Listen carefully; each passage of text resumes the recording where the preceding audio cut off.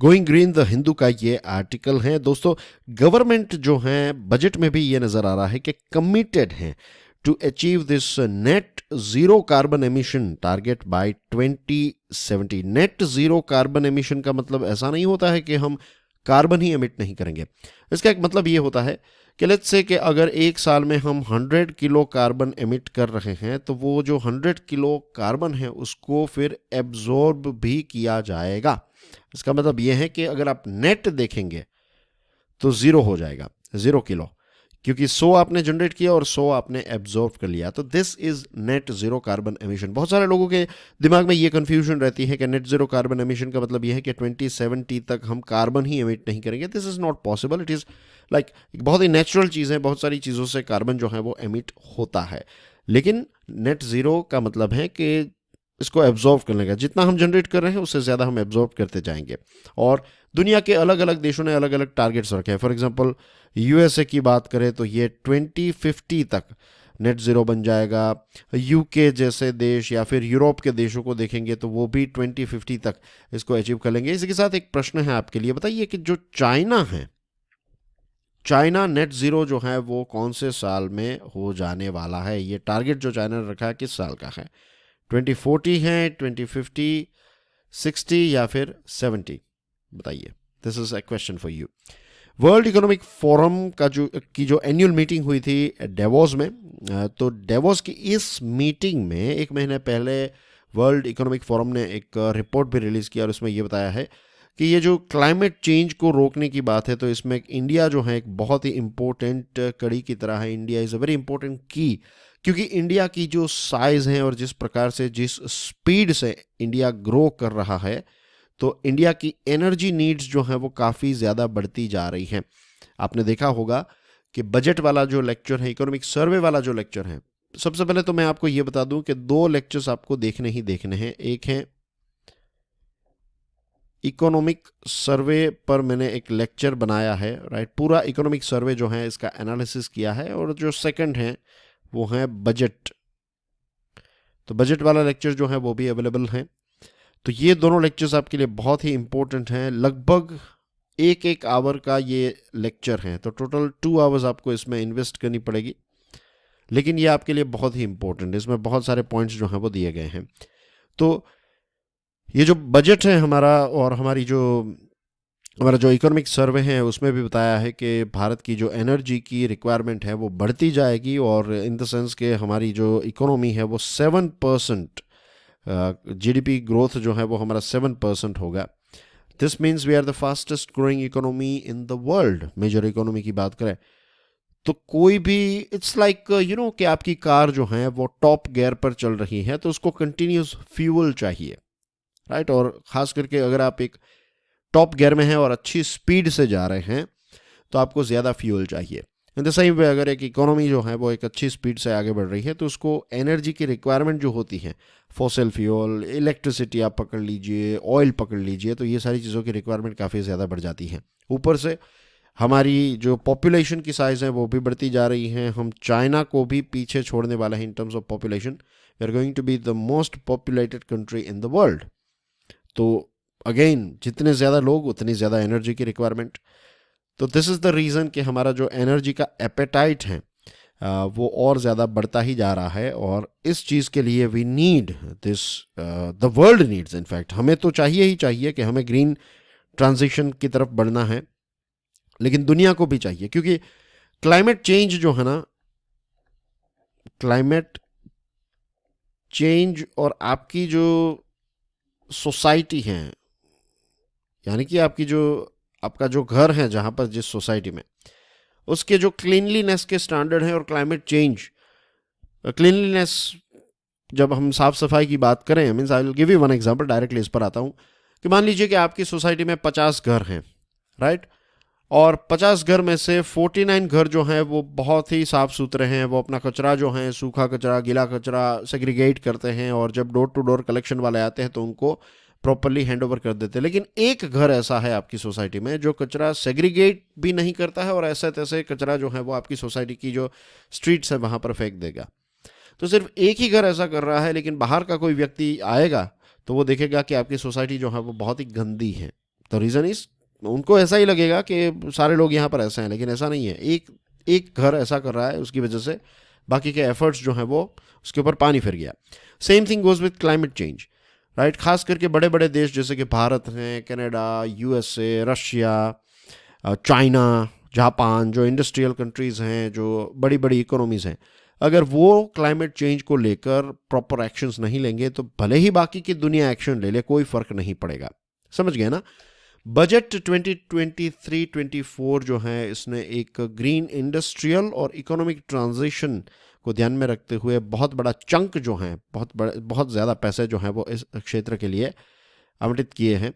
और हम जानते हैं कि हमारे देश में इलेक्ट्रॉनिक व्हीकल्स जो हैं, तो इलेक्ट्रॉनिक व्हीकल्स की डिमांड जो है वो बढ़ती जा रही है। 2-3 दिन पहले मैंने जो फाइनेंशियल न्यूज़ की सीरीज़ है उसमें भी इस चीज़ को समझाया था कि कैसे लास्ट ईयर हमारे देश में 10 लाख जितने इलेक्ट्रिक व्हीकल्स जो हैं वो रजिस्टर हुए। उससे पहले का जो साल था उसमें 3 लाख रजिस्टर हुए थे और लास्ट ईयर 10 लाख, तो एक बहुत बड़ा जंप। और आपको ये भी पता होगा कि अलग अलग कंपनीज जो हैं, फॉर एग्जांपल टाटा कुछ ईवीज़ लेकर आने वाली है, ईवी हैरियर, ईवी सफारी, और दूसरी कंपनीज भी, hyundai की कार आती हैं, महिंद्रा भी ईवी लॉन्च करने वाला है। XUV 300 जो आती है तो उसका ही एक उसके जैसी गाड़ी लेकिन EV.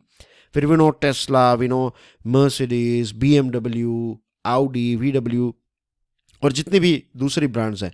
We have seen new brands as well, जैसे कि ओला जो हैं, तो ओला कार मीन्स ये टैक्सी के साथ रिलेटेड एक कंपनी है, लेकिन उन्होंने अपना स्कूटर लॉन्च किया है। दूसरी भी बहुत सारी नई नई कंपनीज जो हैं वो ईवीज बना रही हैं, 2 व्हीलर्स और 4 व्हीलर्स।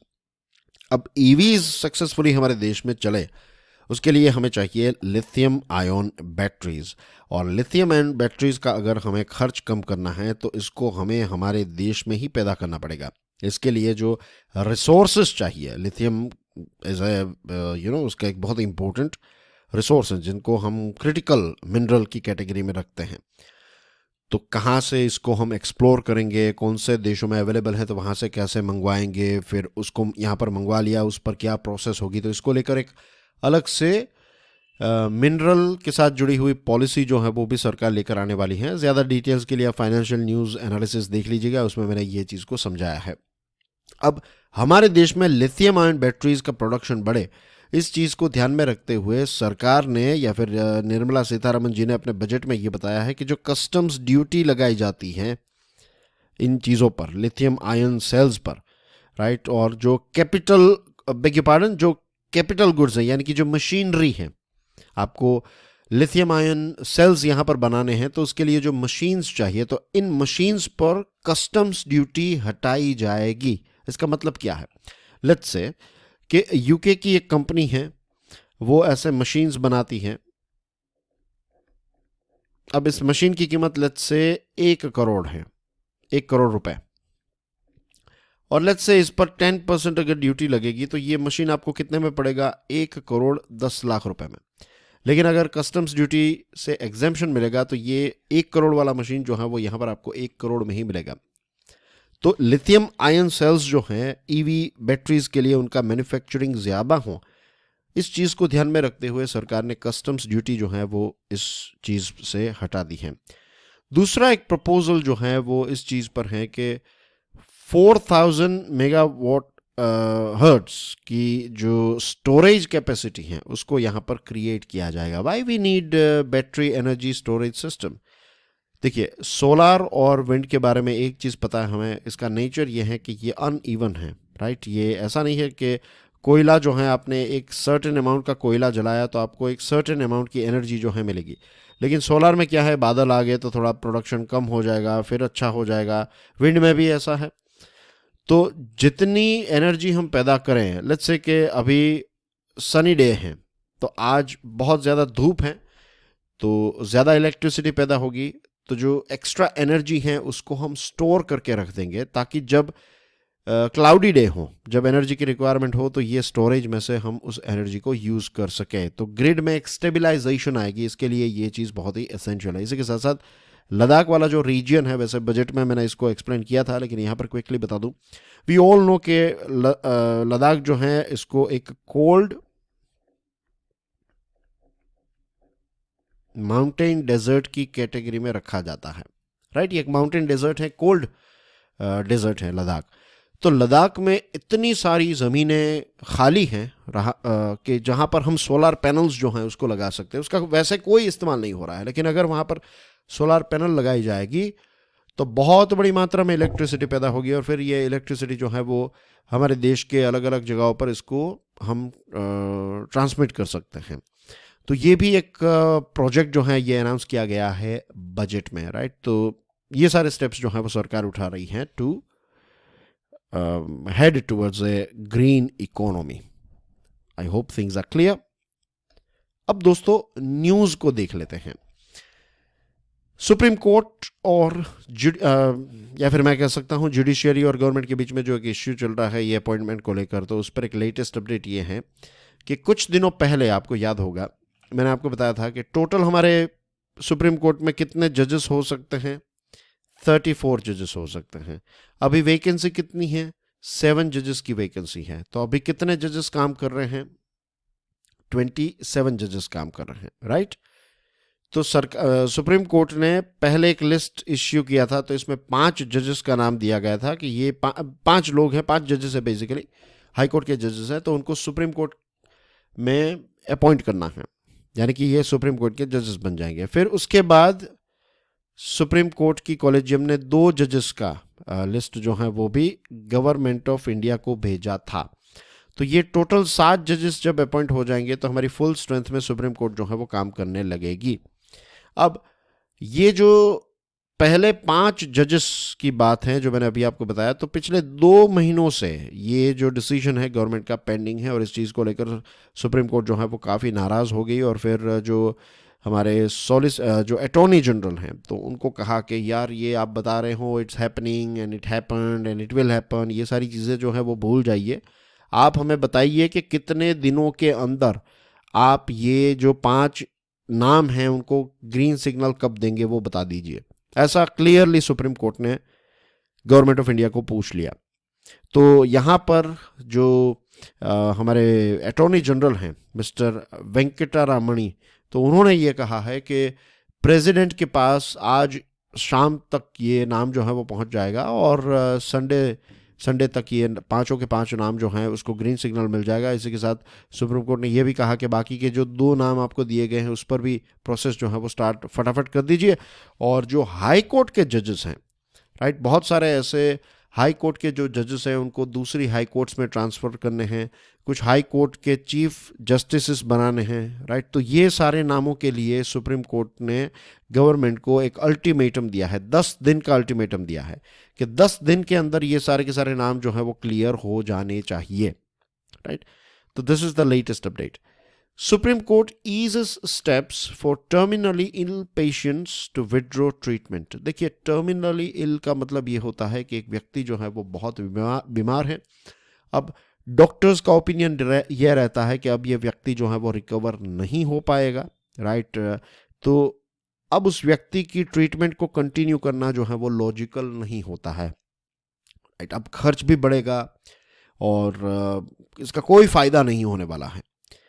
तो ऐसी सिचुएशन में जो बेस्ट डिसीजन लिया जा सकता है उसको कहते हैं यूथनेशिया। यूथनेशिया का मतलब ये होता है कि अगर कोई व्यक्ति बहुत ही बीमार है और बहुत ही पीड़ित है और उसको लग रहा है कि अब वो रिकवर नहीं हो पाएगा और जीना जो है उसका कोई मतलब नहीं है अब जीवन का, तो फिर वो मेडिकल सुपरविजन में अपनी डेथ जो है वो डिसाइड कर सकते हैं। बेसिकली वो कह सकते हैं कि भाई हमें अब जीना नहीं है, हमारा जो ये मशीन चल रहा है वेंटिलेटर उसको हटा दीजिए, राइट। और बहुत सारे केसेस में होता भी हैं। कोविड के टाइम पर भी ऐसा बहुत हुआ कि कुछ लोग जो है बहुत बीमार होते हैं तो डॉक्टर ही बता देते हैं कि भाई अब आप घर चले जाइए और घर जाकर इनकी सेवा कीजिए, ठीक है, अब हॉस्पिटल में रहने का कोई मतलब नहीं है। कुछ अच्छे डॉक्टर्स, अच्छी हॉस्पिटल्स ऐसा लोगों को बता देते हैं। तो we know, right, we know कि कैसे ये चीज़ें जो हैं वो कर रही है। लेकिन लॉ जब इसमें आता है तो लॉ जो है वो बहुत ही टेक्निकल तरीके से काम करता है, इज़न्ट इट। तो पहले जो स्टेप्स थे वो काफ़ी ज़्यादा रिजिड थे कि आपको 2 विटनेसेस चाहिए, राइट, इंडिपेंडेंट विटनेसेस चाहिए, फिर आपको दूसरे डॉक्टर्स का ओपिनियन लेना, ये सारी चीज़ें जो हैं, तो इससे ये चीज़ें जो हैं वो नहीं हो पा रही थी। लेकिन अब सुप्रीम कोर्ट ने कुछ स्टेप्स जो हैं वो ईजी कर दिए हैं, तो इसकी वजह से जो जो पेशेंट हैं अगर वो डिसीजन नहीं ले पाते और उनके जो परिवार के जन हैं तो फिर वो ये चीज़ जो है वो कर सकते हैं कि डॉक्टर्स अगर फाइनली कहते हैं, रिपोर्ट में कहते हैं कि अब ये रिकवरी नहीं होगी, तो फिर जो मेडिकल ट्रीटमेंट है उसको बंद किया जा सकता है, ताकि वो एक जो कहते हैं ना कि उनकी जो मौत है वो एक डिग्निटी वाली मौत हो, right. Railways to ramp up booking capacity from 25,000 to 2,25,000 25,000 tickets a minute।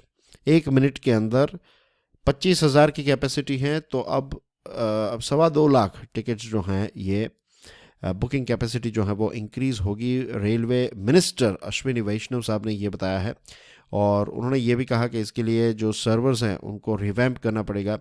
इसी के साथ साथ रेलवे के बारे में उन्होंने ये बताया कि एक मिनट के अंदर 4 लाख टिकट की इंक्वायरीज जो हैं वो जनरेट होती हैं, और सरकार ये प्लान कर रही है कि एक मिनट के अंदर ऐसी 40 लाख इंक्वायरीज जो हैं वो जनरेट कर सके, तो रेलवेज की कैपेसिटी काफ़ी बढ़ाई जाएगी। और इसी के साथ विनो कि अभी तक का रेलवे का सबसे बड़ा रेलवे को जो सबसे बड़ा चंक मिला है पैसों का, इट्स ए ह्यूज चंक, और एक वंदे मेट्रो ट्रेन्स हैं। तो ये चीज़ किसके लिए है? ये वंदे मेट्रो ट्रेन्स जो हैं ये छोटे टाउन्स जो हैं तो उनके बीच में ट्रैवलिंग के लिए हैं, राइट, शॉर्ट डिस्टेंसेस के लिए 25 से 60 किलोमीटर की जो रेंज है तो उसमें वंदे मेट्रो ट्रेन्स चलेगी। और one station one product scheme, यानी कि जो लेट्स से कि कोई एक स्टेशन है तो उस पर उस डिस्ट्रिक्ट के कोई प्रोडक्ट्स जो हैं तो वहाँ पर उसको रखे जाएंगे, ताकि जो हमारे हस्तकलाकार हैं तो उनको एक सपोर्ट मिले, उनको एक प्लेटफॉर्म मिले जहाँ पर वो इनफैक्ट रेलवे प्लेटफॉर्म पर उनको एक प्लेटफॉर्म मिलेगा जहाँ पर वो अपने प्रोडक्ट्स जो हैं उनको बेच पाएंगे। तो अभी लगभग 500 जितने स्टेशंस पर ये चल रहा है, तो इसको 750 से ज़्यादा स्टेशंस पर इसको एक्सपांड किया जाएगा। इसी के साथ 1,000 जितने नए फ्लाईओवर्स और अंडरपासेस जो हैं वो क्रिएट किए जा रहे हैं, और इसमें नई डिज़ाइंस होगी ताकि इसमें फ्लडिंग ना हो। बहुत सारी जगहों पर ऐसा देखने को मिला है कि अंडरग्राउंड पासेस हैं तो बारिश के टाइम पर यहाँ पर पानी जो है वो इकट्ठा हो जाता है, तो ऐसा ना हो। तो ये सारी टेक्नोलॉजीज़ को ध्यान में रखते हुए, नई टेक्नोलॉजीज़ का इस्तेमाल करते हुए ऐसे 1,000 नए फ्लाईओवर्स जो हैं वो सरकार क्रिएट करने वाली है। पाकिस्तान का एक ड्रोन, राइट, जिसमें 3 किलो का नारकोटिक्स यानी कि हेरोइन का पैकेज था, तो इसको बीएसएफ ने लगभग रात 2:30 बजे के आसपास इसको गिरा दिया। तो आप देखिए कि ये जो ड्रोन है उसके बहुत सारे फ़ायदे हैं। तो ड्रोन का इस प्रकार से दुरुपयोग भी हो सकता है, टेरर अटैक में इसका इस्तेमाल हो सकता है। फॉर एग्जांपल हमने देखा कि कैसे सऊदी अरेबिया की जो अरामको है उस पर अटैक हुआ था ये ड्रोन के माध्यम से। तो ये चीज़ है। फिर ऐसे वेपन्स सप्लाई किए जा सकते हैं, ड्रग्स ऐसे सप्लाई किए जा सकते हैं, तो ऐसे कुछ नेगेटिव ड्रोन के इस्तेमाल हैं। No proposal to use remote EVMs in upcoming election. कुछ दिनों पहले मैंने एक वीडियो बनाया था, right, faults in our EVMs, कि हमारे ईवीएम्स जो है इसमें क्या क्या फॉल्ट्स हैं।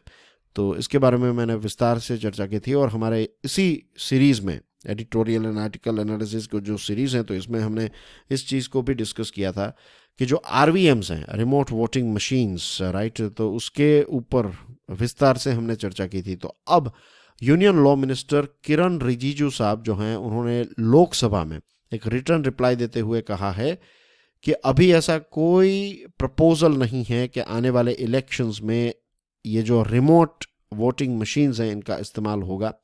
लोकसभा के इलेक्शंस 2024 में होने वाले हैं, और इससे पहले बहुत सारे असेंबली इलेक्शंस होंगे, लेकिन इसमें आरवीएम्स का इस्तेमाल जो है वो सरकार नहीं करने वाली है। India to showcase successes in rural and archaeological tourism at G20 meeting. G20 की जो मीटिंग मध्य प्रदेश में होने वाली है, तो सॉरी नॉट मध्य प्रदेश में, ये मीटिंग जो है वो रण ऑफ कच्छ में होने वाली है, गुजरात में। और इससे पहले भी एक मीटिंग होगी, राइट।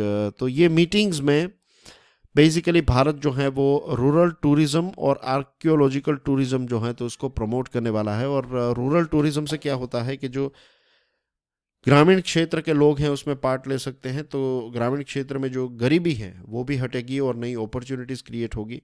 जो लादपुरा खास विलेज है मध्य प्रदेश का, फिर कोनोमा विलेज है नागालैंड का, और धोलावीरा जैसी साइट्स जो हैं उसको यहाँ पर दिखाया जाएगा, बताया जाएगा G20 को कि कैसे रूरल और आर्कियोलॉजिकल टूरिज्म जो है इससे एक देश को फ़ायदा होता है।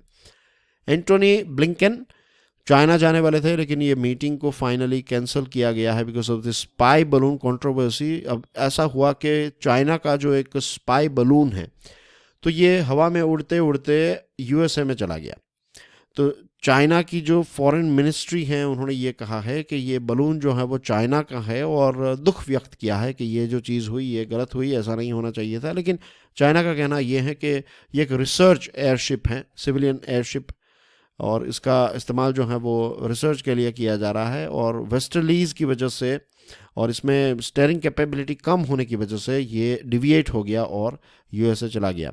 2018 के बाद पहली बार ऐसा होने वाला था कि यूएसए के एक इम्पोर्टेंट प्लेयर जो हैं वो चाइना जाने वाले थे, लेकिन ये मीटिंग भी कैंसिल हुई। तो दिस इटसेल्फ इंडिकेट्स कि यूएसए और चाइना के बीच में प्रॉब्लम्स जो हैं वो कितने ज़्यादा बढ़ चुके हैं। यूरोपियन यूनियन ने ये एक प्लेज ली है कि कीव समिट में वो यूक्रेन को सपोर्ट करेगा। वोलोदिमीर ज़ेलेंस्की जो हैं वो यूक्रेन के प्रेसिडेंट हैं और उन्होंने कहा है कि जल्द से जल्द यूक्रेन को यूरोपियन यूनियन की मेंबरशिप मिल जाए। वैसे एक कैंडिडेट स्टेटस तो लास्ट जून दिया गया था, लेकिन फुल मेंबरशिप देने में कुछ साल का वक्त जो है वो लग सकता है। और यूरोपियन यूनियन जो है उसका बैन ऑयल प्रोडक्ट्स पर, रशियन ऑयल प्रोडक्ट्स पर बैन जो है वो संडे से आ जाएगा। अब बात करते हैं पाकिस्तान कॉनन्ड्रम के बारे में। टाइम्स ऑफ इंडिया का ये आर्टिकल है। पाकिस्तान की इकोनॉमी जो है वो काफ़ी ट्रबल में है एज वी नो, और आईएमएफ का जो रिव्यू मिशन है उसने पाकिस्तान का जो डेट मैनेजमेंट प्लान है उसको रिजेक्ट कर दिया है। और आईएमएफ ने पाकिस्तान को कहा है कि आप इलेक्ट्रिसिटी के जो टैरिफ हैं उसको इंक्रीज़ कीजिए, यानी कि इलेक्ट्रिसिटी की प्राइस जो हैं, जो रेट हैं, उसको पर यूनिट रेट जो है इसको इंक्रीज़ कीजिए और सब्सिडीज़ जो हैं उनको ख़त्म या फिर बंद कीजिए। तो ये चीज़ जो है वो क्लियरली आईएमएफ ने पाकिस्तान की सरकार को बता दी है। और इसी बात पर प्राइम मिनिस्टर शहबाज शरीफ जो है उन्होंने कहा कि हमारे पास अब कोई चॉइस नहीं है, हमें इस हार्श कंडीशंस को अप्लाई करना ही पड़ेगा। 27 जनवरी की बात करें तो पाकिस्तान के पास जो फॉरेक्स रिजर्व है वो बहुत ही कम हो चुका है। सिर्फ $3.09 बिलियन का फॉरेक्स रिजर्व है, यानी कि वो 18 डेज़ की इंपोर्ट्स को ही सपोर्ट करे उतना फॉरेक्स रिजर्व है। और इस्लामाबाद यानी कि पाकिस्तान को ये आईएमएफ का जो $7 बिलियन का एक्सटेंडेड फंड है उसकी बहुत ज़्यादा ज़रूरत है। अगर ये नहीं मिला तो फिर वो पाकिस्तान जो है वो डिफ़ॉल्ट हो सकता है। पाकिस्तान का जो पावर सेक्टर है उसके बहुत सारे प्रॉब्लम्स हैं, जैसे कि बहुत ज़्यादा सब्सिडी देना, फिर ट्रांसमिशन रेट जो है वो बहुत ही पुअर हैं, अकाउंटेबिलिटी जैसी कोई चीज़ नहीं है, क्योंकि ज़्यादातर ये जो डिस्कॉम्स हैं, राइट, पावर कंपनीज हैं, तो उसमें जो रिटायर्ड मिलिट्री के जो रिटायर्ड ऑफिसर्स होते हैं तो उनको यहाँ पर जॉब दी जाती है, तो उनकी सिक्योरिटी के लिए है, लोगों की सिक्योरिटी के लिए नहीं है। तो this is very sad thing कि इसकी वजह से उनके लोगों को कितना प्रॉब्लम फेस करना पड़ेगा। और एक 2020 की स्टडी ने भी ये बताया कि जो टैरिफ डिफरेंशियल सब्सिडी है काफ़ी ज़्यादा है, हर जगह पर अलग अलग टैरिफ होता है, लेकिन एक यूनिफॉर्म सब्सिडी जो है वो दी जाती है। तो इसकी वजह से बहुत बड़ा नुकसान जो है पाकिस्तान को एक लंबे समय से होता आया है। A total collapse of Pakistani government which is also facing a new spate of home grown terrorism could see the entire stretch from Iran-Afghanistan border Lahore becoming an extremist hotbed। अगर पाकिस्तान की सरकार गिर जाती है, कंप्लीटली गिर जाती है, और जिस प्रकार से वहाँ पर होम ग्रोन टेररिज्म बढ़ रहा है, तो वी डोंट वांट टू सी कि जैसे तालिबान जो है उसने अफ़गानिस्तान को अपने कंट्रोल में ले लिया, तो वी डोंट वांट टू सी कि तारीख़ तालिबान पाकिस्तान जैसी कोई ऑर्गेनाइजेशन जो है वो पाकिस्तान में अपनी सरकार बनाए। अगर ऐसा होगा तो फिर भारत के लिए चैलेंजेस जो हैं वो और ज़्यादा बढ़ सकते हैं। तो पूरी दुनिया के लिए ये एक मैटर ऑफ कंसर्न है कि पाकिस्तान की इकोनॉमी जो गिरेगी या फिर पाकिस्तान अगर इकोनॉमिकली बर्बाद हो जाएगा तो इसकी नेगेटिव इम्पैक्ट दुनिया के दूसरे देशों पर भी होगी। Cops get their moment in the sun, Times of India का ये आर्टिकल है। ये आर्टिकल लिखा है हमारे union home and cooperation minister Amit Shah साहब ने। पहली बार ऐसा हुआ है हमारे देश में कि जो हमारे कारपेंटर्स हैं, गोल्ड स्मिथ हैं, पोर्टर्स हैं और दूसरे जो आर्टिसंस हैं, तो इनको ध्यान में रखते हुए एक अलग ही स्कीम जो है वो निकाली है सरकार ने। इसका नाम है प्रधानमंत्री विश्वकर्मा कौशल सम्मान योजना। इसके बारे में हमने बजट सेशन में डिस्कशन की थी, राइट, कि कैसे इनको एमएसएमई के साथ जोड़ा जाएगा और कैसे इनके द्वारा क्रिएट किए गए प्रोडक्ट्स जो हैं उनको बेचने में सरकार जो है वो मदद करेगी। और सिर्फ यहाँ पर फाइनेंशियल सपोर्ट नहीं, इसके अलावा उनकी स्किल को अपग्रेड करना, उनको जो लेटेस्ट टेक्नोलॉजीज़ हैं उनके बारे में बताना, ग्रीन टेक्नोलॉजीज़, ये सारी चीज़ें जो हैं इसमें कवर की गई हैं। वैसे हमने इसको डिस्कस किया था बजट के सेशन में।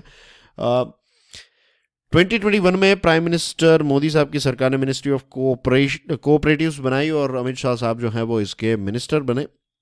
और इस बजट की बात करें तो इस बजट में दुनिया की सबसे बड़ी ग्रेन स्टोरेज फैसिलिटी जो है वो सरकार क्रिएट करने वाली है, जिससे क्या होगा कि किसान जो हैं वो अपनी जो फसल है, जो तैयार हो गई है फसल, तो इस फसल को वो स्टोर कर पाएंगे और फिर जब उनको राइट टाइम लगेगा तब उसको मार्केट में बेच पाएंगे। तो ये गांव-गांव में बनाने का एक प्लान जो है वो बजट में बताया गया है।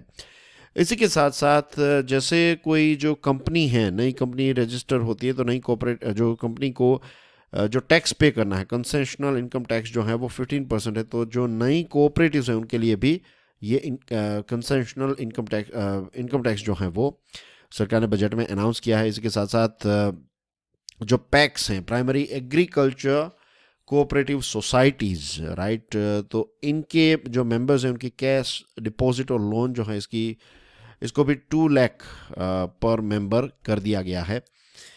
कोऑपरेटिव सोसाइटीज़ जो हैं तो उनका टीडीएस जो है तो इसकी लिमिट 3 करोड़ रुपीस कर दी है। और शुगर कोऑपरेटिव्स के लिए भी अच्छी खबर है कि अब लगभग 10,000 करोड़ रुपए जो हैं उसकी रिलीफ शुगर कोऑपरेटिव्स को मिलेगी। तो ये कुछ ब्रीफ पॉइंट्स जो हैं उन्होंने इस आर्टिकल में बताए हैं। अब देखिए, कोऑपरेटिव्स जो हैं वो ग्रास रूट लेवल पर एक बहुत ही इंपॉर्टेंट रोल प्ले कर सकते हैं, राइट। कोऑपरेटिव में बेसिकली यही होता है कि जो मेंबर्स हैं वो मिलकर पैसे कंट्रीब्यूट करते हैं और वो अपना काम जो है वो करते हैं। फॉर एग्जांपल मिल्क कोऑपरेटिव की बात करें तो we know how Amul works, right. किसान जो है वो एक इनडायरेक्टली इस कोऑपरेटिव के पार्टनर ही होते हैं, राइट। तो अब नेशनल कोऑपरेटिव पॉलिसी जो है उसको फॉर्मुलेट जो है वो किया जा रहा है और आने वाले समय में कोऑपरेटिव्स के माध्यम से रूरल डेवलपमेंट हो, तो इस दिशा में सरकार आगे बढ़ रही है। इसके साथ एक नेशनल कोऑपरेटिव यूनिवर्सिटी बनाई जाएगी जिसमें ट्रेन्ड मैन पावर जो है वो कोऑपरेटिव सेक्टर को प्रोवाइड किया जाएगा। और इसी के साथ साथ यहाँ पर उन्होंने कुछ आंकड़े भी प्रोवाइड किए हैं। आंकड़ों की बात करें, जो सबसे इम्पोर्टेंट आंकड़े हैं वो ये हैं कि कोऑपरेटिव्स जो हैं वो एग्रेरियन और नॉन एग्रेरियन ऑक्यूपेशन में काम करने वाले लोग जो हैं उनको लो इंटरेस्ट रेट की लोन्स जो हैं वो प्रोवाइड करती हैं और फ्लेक्सिबल टर्म में रीपेमेंट की कंडीशन होती है। This is a very important point of cooperative. इसी के साथ साथ जो छोटे स्केल के एंटरप्रेन्योर्स हैं तो उनको डिस्काउंट में रॉ मटेरियल मिलता है और जब ये रॉ मटेरियल डिस्काउंट में मिलता है तो प्रोडक्शन का कॉस्ट कम होता है और कॉम्पिटिटिवनेस जो है वो बढ़ती है। इसी के साथ साथ इसमें जो इंटरमीडियरीज हैं वो चले जाते हैं, कोऑपरेटिव्स ही इनका सामान बेचने में मदद करती हैं, तो प्रॉफिट भी ज़्यादा होता है और किसान का भी फ़ायदा या फिर प्रोड्यूसर जो है उसका भी फ़ायदा और ज़्यादा वो सेल्स भी अचीव कर पाते हैं।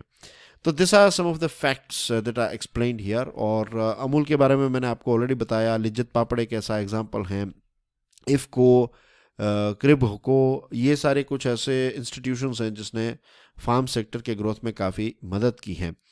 कोऑपरेटिव्स के कुछ दूसरे फ़ायदे की बात करें या फिर उनके साथ जुड़े हुए फैक्ट्स की बात करें तो हमारे देश की लगभग 70% जितनी पॉपुलेशन जो है वो कोऑपरेटिव्स के साथ जुड़ी हुई है और 33 स्टेट लेवल कोऑपरेटिव बैंक्स हैं, 363 डिस्ट्रिक्ट लेवल की कोऑपरेटिव बैंक्स हैं और 63,000 पैक्स हैं हमारे देश में। और आज की कोऑपरेटिव जो है वो 19% agriculture finances, 35% fertiliser distribution, 30% fertiliser production, 40% sugar production, 13% wheat procurement और 20% पैडी प्रोक्योरमेंट का काम जो है ये कोऑपरेटिव्स के माध्यम से किया जाता है। In addition nearly 500 cooperatives have been registered in GEM portal, government e market portal. तो इससे कुछ 40 लाख सेलर्स जो हैं वो अपने सामान को यहाँ पर बेच पा रहे हैं। तो this are the good thing about cooperatives. तो ये कुछ पॉजिटिव पॉइंट्स जो हैं वो अमित शाह साहब ने इस आर्टिकल में बताए हैं। दूसरा जो आर्टिकल लिखा है ये भी एक बहुत इंपॉर्टेंट व्यक्ति ने लिखा, ये हैं अमिताभ कांत, जो G20 के शेरपा हैं। इकोनॉमिक टाइम्स में ये आर्टिकल है और उन्होंने पंचतंत्र फॉर ट्रेंडिंग के बारे में बात की है। उन्होंने कहा कि बेसिकली ये 5 ऐसी चीज़ें हैं। नंबर 1 है अर्बनाइजेशन, तो दूसरी ऐसी 4 चीज़ें हैं जिसको अगर अच्छी तरीके से हैंडल किया गया तो हमारे देश में सस्टेन्ड, इंक्लूसिव और हाई ग्रोथ हम अचीव कर पाएंगे। 2050 तक अर्बनाइजेशन की बात करें, शहरीकरण की बात करें, तो 500 मिलियन और लोग जो हैं वो शहर में रहने के लिए आ जाएंगे। तो अगर हमारे शहर जो हैं ये सस्टेनेबल नहीं रहे तो फिर ये कंजेशन और पॉल्यूशन के अलावा कुछ फ़ायदा हमें प्रोवाइड नहीं करेंगे।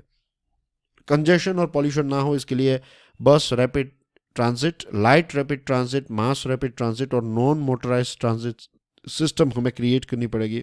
इसी के साथ साथ जो ऐसा वर्टिकल ग्रोथ होता है ना सिटी का, वो ख़त्म करके हमें हॉरिजॉन्टल जो ग्रोथ होता है वो ख़त्म करके वर्टिकल यानी कि बड़ी बड़ी इमारतों का इस्तेमाल करना ताकि कम जगह में ज़्यादा लोग रह सकें। तो फ्लोर स्पेस इंडेक्स जो है इसके नॉर्म्स को भी चेंज करना पड़ेगा। सर्कुलर इकोनॉमी, खास करके पानी को लेकर, पानी की सप्लाई जो है तो इसको हम रिसाइकल करें, ये रीयूज़ करें, इस दिशा में नए अर्बनाइजेशन के मॉडल क्रिएट करने पड़ेंगे। और इसी चीज़ को ध्यान में रखते हुए बजट ने अर्बन इंफ्रास्ट्रक्चर डेवलपमेंट फंड जो है इसको 10,000 करोड़ रुपीज़ कर दिया है। अर्बनाइजेशन के साथ ही जुड़ी हुई एक चीज़ है infrastructure. Infrastructure is not just about urban area, it is about the whole country. तो अर्बन इंफ्रास्ट्रक्चर को एक्सपांड करने के लिए कैपेक्स के बारे में हमने बजट में बात की थी और सरकार ने कैपेक्स जो है वो 33% इंक्रीज किया है। 10 लाख करोड़ रुपीज़ इंफ्रास्ट्रक्चर में इन्वेस्ट किए जाएंगे और इससे क्या होगा कि लॉजिस्टिक का कॉस्ट जो है वो कम होगा। और अब हमें प्राइवेट पार्टनरशिप, जो पब्लिक प्राइवेट पार्टनरशिप है, पीपीपी के मॉडल से और एसेट मोनेटाइजेशन करते हुए, यानी कि डिसइन्वेस्टमेंट के पैसे इसमें इन्वेस्ट करते करते और पीपीपी ट्रिपल पी या फिर पीपीपी पब्लिक प्राइवेट पार्टनरशिप की दिशा में हमें और ज़्यादा प्रोजेक्ट्स जो हैं वो उनको करने की ज़रूरत रहेगी। डिजिटाइजेशन, वी नो डिजिटाइजेशन हमारे देश में कितना ज़्यादा स्प्रेड हुआ है। दिसंबर 2022 में हर रोज़ 25 लाख ई वे बिल्स जो है वो जीएसटी के तहत जनरेट होते थे। Millions of transactions take place via UPI. CoWIN 2 billion लोगों को 2 बिलियन वैक्सीन के डोजेस कोविन के माध्यम से हमने दिए। 100 करोड़ से भी ज़्यादा लोगों को ये वैक्सीन हमने दी हैं। और ये जो बजट है तो उसमें आर्टिफिशियल इंटेलिजेंस के बारे में भी बात हुई है। निर्मला सीतारमण जी के शब्द ये थे कि artificial intelligence for India and artificial intelligence made in India and artificial intelligence for India. मैं फिर से यहाँ पर बोल देता हूँ, artificial intelligence made in India and artificial intelligence for India. तो आर्टिफिशियल इंटेलिजेंस और मशीन लर्निंग जो हैं तो ये टेक्नोलॉजीज़ के माध्यम से हम टेक्नोलॉजिकली लीप फ्रॉग कर पाएंगे और ये सेंटर्स ऑफ एक्सीलेंस जो आर्टिफिशियल इंटेलिजेंस के लिए खोले जाएंगे और इसी के साथ national data governance framework policy जो है, तो इस चीज़ से हमारा देश जो है वो और ज़्यादा डेटा इंटेलिजेंट देश बनेगा। ग्रीन ग्रोथ, वैसे हमने इसके बारे में ऑलरेडी बात कर ली है। तो ग्रीन ग्रोथ में वी नो के G20 के देशों की बात करें तो क्लाइमेट चेंज परफॉर्मेंस इंडेक्स में हम टॉप 10 में हैं। We are doing very good. Industrial waste को कम करना, ई वेस्ट को कम करना, पानी का सदुपयोग करना, पोल्यूशन को कम करना, ये सारी चीज़ों को ध्यान में रखते हुए 35,000 करोड़ रुपीज़ जो हैं वो कैपिटल इन्वेस्टमेंट ये नेट ज़ीरो ऑब्जेक्टिव्स को और एनर्जी ट्रांजिशन के लिए सरकार ने दिए हैं। Women lead development, this is very important thing. जो जनधन है तो जनधन योजना के लगभग 50% अकाउंट जो है वो महिला के हैं। मुद्रा की बात करें, मुद्रा लोन जो एंटरप्रेन्योर्स को दी जाती है तो उसमें 70% जितनी लोन्स जो है महिला एंटरप्रेन्योर्स को दी गई हैं। और G20 की जो हमारी प्रेसिडेंसी है तो इसमें हम जो महिलाओं की बात करें तो एक इंक्लूसिव एम्प्लॉयमेंट उनको मिले, जेंडर डिजिटल गैप जो है वो कम हो, फाइनेंशियल इंक्लूजन हो, skill development, health, social protection, ये सारी चीज़ें जो हैं वो हम बूस्ट कर रहे हैं। और इसके साथ हमारे देश में जो सेल्फ हेल्प ग्रुप हैं खास करके महिलाओं के, तो इनको भी एम्पावर करने वाले एम्पावरमेंट मिलेगा, इनका भी सशक्तिकरण होगा। तो इस चीज़ को बजट ने भी फोकस किया है। तो बजट में ये नई महिलाओं के लिए एक नई स्कीम जो है सेविंग स्कीम वो भी लॉन्च की है। वैसे कुछ चीज़ें ऐसी है जो हमने डिस्कस की है तो उनकी गहराई में मैं नहीं जा रहा हूँ। जो 2 लाख रुपए वाली स्कीम थी ना 2 साल के लिए, उसको आप फिक्स डिपॉजिट के तौर पर रख सकते हैं, ये महिलाएं या फिर लड़कियों के लिए है, राइट, ये स्कीम। तो this are the things that we find here. तो ये थी वो 5 चीज़ें जो अमिताभ कांत साहब ने हाईलाइट की हैं। And that's everything in today's discussion. Thank you very much for watching this video. God bless you all. जय हिंद।